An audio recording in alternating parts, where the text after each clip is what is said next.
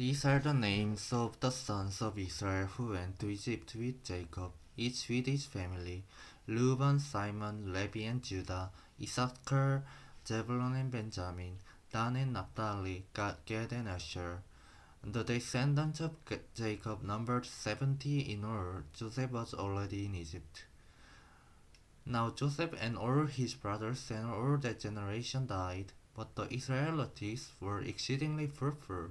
They multiplied greatly, increased in numbers, and became so numerous that the land was filled with them.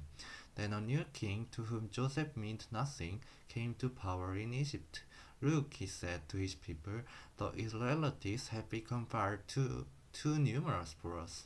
Come, we must deal shrewdly with them, or they will become even more numerous, and if war breaks out, will join our enemies, fight against us, and leave the country. So they put slave masters over them to oppress them with forced labor, and they built Pithom and Ramesses as store cities for Pharaoh. But the more they were oppressed, the more they multiplied and spread, so the Egyptians came to dread the Israelites and worked them ruthlessly.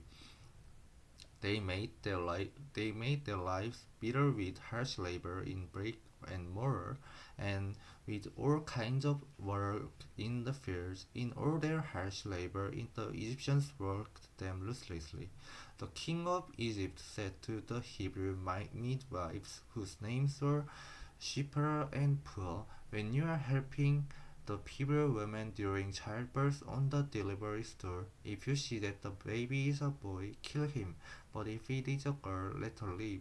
The midwives, however, feared God and did not do what the king of Egypt had told them to do. They let the boys live. Then the king of Egypt summoned the midwives and asked them, why have you done this? Why have you let the boys live? The midwives answered Pharaoh, Hebrew women are not like Egyptian women. They are vigorous and give birth before the midwives are alive. So God was kind to the midwives, and the people increased and became even more numerous. And because the midwives feared God, he gave them families of their own. Then Pharaoh gave this order to all his people: every Hebrew boy that is born you must throw into the Nile, but let every girl live. Now a man of the tribe of Levi married a Levite woman, and she became pregnant and gave birth to a son. When she saw that he was a fine child, she hid him for 3 months. But when she could hide him no longer, she got a papyrus basket for him and coated it with tar and pitch. Then she placed the child in it and put it among the reeds along the bank of the Nile. His sister stood at a distance to see what would happen to him.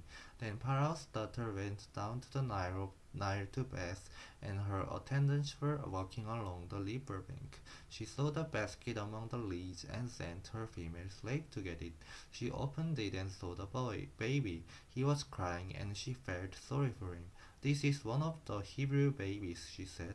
Then his sister asked Pharaoh's daughter, shall I go and get one of the Hebrew women to nurse the baby for you? Yes, go, she answered.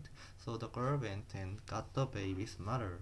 Pharaoh's daughter, Pharaoh's daughter said to her, take this baby and nurse him for me, and I will pay you. So the woman took the baby and nursed him. When the child grew older, she took him to Pharaoh's daughter, and he became her son. She named him Moses, saying, I drew him out of the water. One day, after Moses had grown up, he went out to where his own people were and watched them at their hard labor. He saw an Egyptian beating a Hebrew, one of his own people.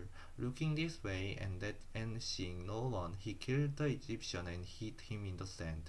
The next day he went out and saw two Hebrews fighting. He asked the one in the wrong, why are you hitting your fellow Hebrew? The man said, who made you ruler and judge over us? Are you thinking of killing me as you killed the Egyptian? Then Moses was afraid and thought, what I did must have become known.